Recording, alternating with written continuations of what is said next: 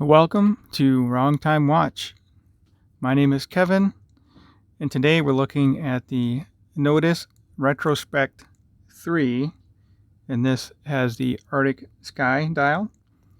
Price for this is $475, and it is shipping on the 15th, so if you order it now, it'll ship on the 15th. And on their website, I was looking on there, and these straps actually are included with the watch if you order it by the 15th. And I believe these straps are $55 on their website. There are straps on there that look just like these. I don't know if these are the exact strap, but I'm pretty sure it is. So anyway, order one of these by the 15th of June, 2021, obviously. And they throw in these straps. I'll leave a link to their website in the description. So I guess that was kind of a public service announcement or something like that. So before we get into the watch, let's take a quick look at the package. This is a little bit different from the previous packages. Cardboard box with these cardboard drawers. The one that goes in the drawer that goes in here has the watch in it.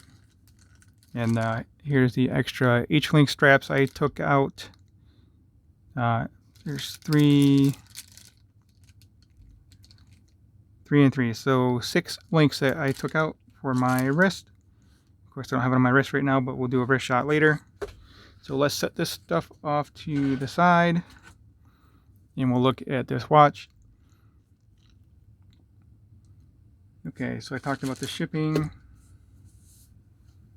So this watch is redesigned from the ground up to be bigger, brighter, and better. I took that off the website, but it is a bigger watch. Well, the bezel is bigger. The rest of it is the same or smaller, but we'll talk about that. I'll have a follow-up video comparing this to version 2 and version 1, which I have. And anyway, I was supposed to video them, I never did. So anyway, back to this watch. 42mm bezel, which is upgraded from the previous bezel. Also, it has X1 Super Lume. This is a chunky watch. It's actually, it measures smaller than I thought. I thought it was bigger than what it measures. So let's just talk about that. Lug to lug, 47.8. The bezel diameter is 42, but the case diameter is 40.5. So you can see how much this bezel overhangs the case. It's actually quite a bit. Some of the watches that I've seen where the bezel overhangs the case is usually about 0.5 millimeter or so, so maybe 1/4 millimeter per side. But this one, difference would be 3/4 of a millimeter overhang. It's quite a bit. So very easy to get a hold of this bezel and rotate it. Bezel action seems to be fine to me. The coin edge bezel, nice and thick. So polished chamfers here, brushed top and side. Drilled lugs, which I always appreciate, but you don't really need it on this watch, at least for removing the bracelet, because it has these quick release pins, which seem to be the thing now. Christopher Ward and Zelos have the same thing. This does have a bit of a simple clasp, 3 micro adjust, but it is nice and secure, which is very important. It's not going to pop off your wrist. Brushed, and then has a Nodus engraved in here. This portion is stamped, and then this part here is milled. This is an interesting design, though. It kind of works like the old stamp clasps do. Actually, I have the watch here with the sheet metal stamped clasp. Just kind of folds over on top of each other.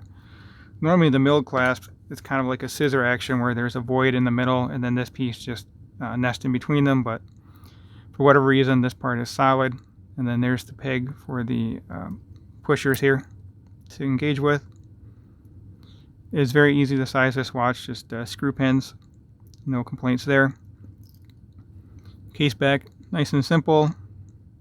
Does have some wording on here, which I'm just noticing now. Designed and assembled in Los Angeles. Looks like a serial number. You probably can't read it. Bracelet might be in the way. Water resistant to, I think this is 200. I don't know, just some basic information on the back there. But yeah, this is water resistant to 200 meter. Obviously has a date wheel, Seiko NH35 movement, which is perfectly fine with me. My only complaint with Seiko NH35 is the thickness, which reminds me I never talked about that. So this is 14 millimeter thick from the top of the dome to this flat case back. Lug width 22, and it does taper down nicely to 18. I really come to appreciate a bracelet that tapers. It definitely adds to the comfort. Crown size on this, 7.5 millimeter crown. So that is a little bit larger than the SKX, which I think I talked about in the unboxing video. Can't really remember. So SKX 009 compared to the Nodus. So this watch, the case is actually larger than the Nodus, but the bezel on this larger than the bezel on the SKX. I'm not quite sure what it is. Maybe it's the white dial, but this watch looks bigger than what the measurements would lead you to believe. We'll take a quick look at the thickness between these two. They're almost the same thickness, but the slab-sided case, it looks thicker. Yeah, big fan of the SKX. So we'll set that aside. We'll compare this with the Lume later. Looking forward to seeing the Lume on this. Another thing I like is the female end link. So actually this does slightly protrude out beyond that 47.8 millimeter I had mentioned, but it articulates, it folds down quite nicely.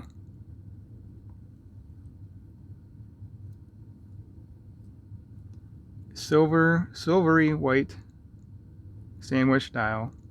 The hands are cool too. It's a polished gunmetal PVD handset. We can get the reflections in the camera here or not.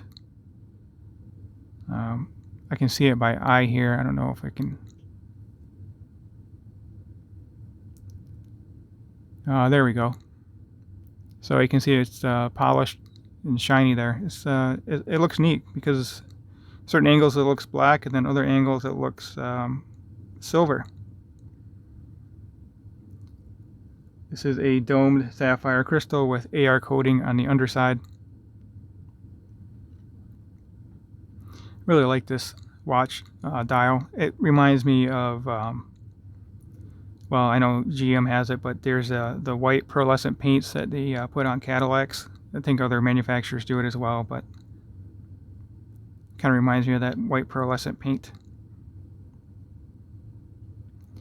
So on the dial it says Retrospect. Does it say Retrospect? Yep. And then notice at the top there, printed on.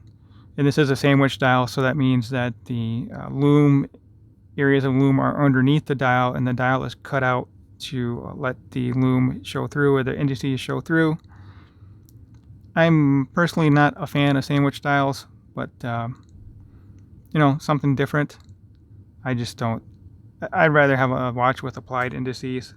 You know, something like this, I guess. Still wearing the Black Bay 58. Actually, no, I'll put these side by side for the fun of it. Let's zoom back out.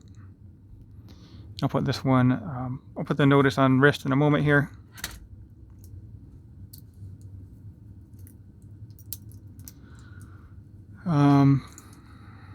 Yeah, so $475 versus, well, after taxes, it's about $3,900. So, yeah. All right, let's get the Retrospect on wrist.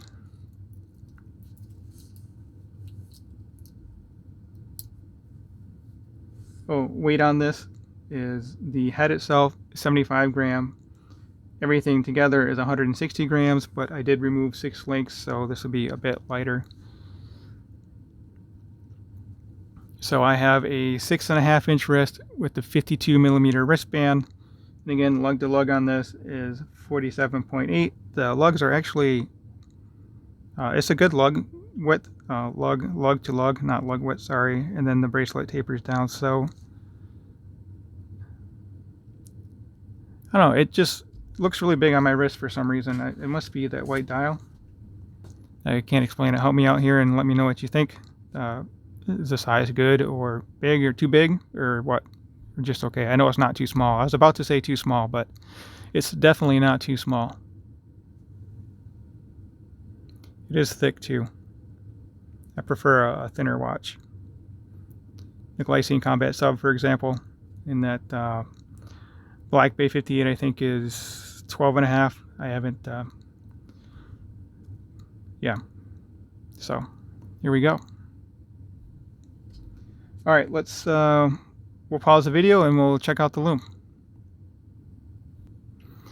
All right, sorry for the interruption here, but I don't think I mentioned this does have a brushed ceramic bezel insert. So just wanted to mention that before we check out the Lume. So we'll check that out right now.